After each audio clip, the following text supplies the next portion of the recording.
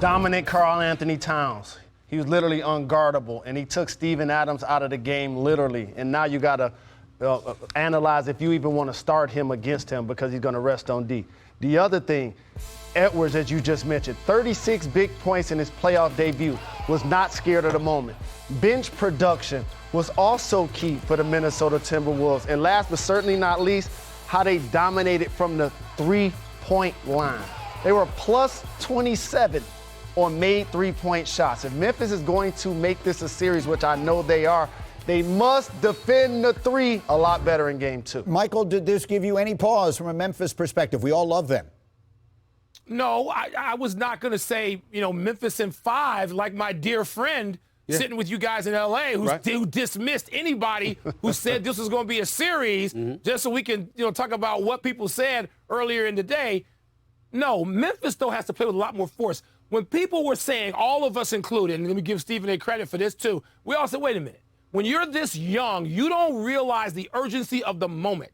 You come into the playoffs and you don't know what it is. Memphis, to me, the entire game was just sort of casual. They didn't know what the hell was at stake. If they don't know after losing game 1 at home, then they got problems. I think they will respond physically. I tell you something else. Ja Morant was getting knocked around. That reminded me of how Derrick Rose was getting knocked around like a pinball against Miami in the early conference finals when he was MVP in 2011. You can't let Ja get knocked around like that if you're Memphis.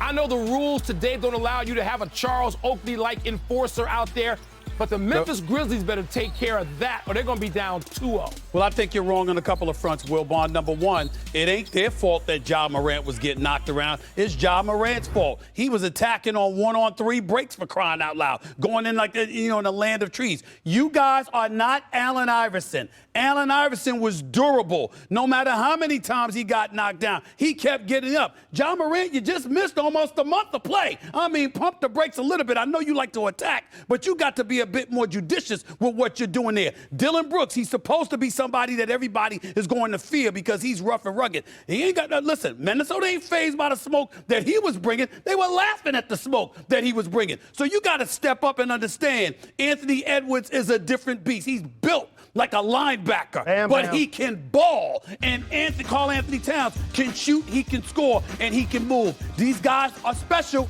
and the reason I said 5, Wilbon, is not because of literally 5 games in terms of how it could end. It's supposed to be in 5 because of what everybody was saying about Memphis. You gonna show up or not? They were the 2 seed. Are you changing your prediction? No. Are you going to switcheroo? No. Thank you for watching ESPN on YouTube. For live streaming sports and premium content, subscribe to ESPN+.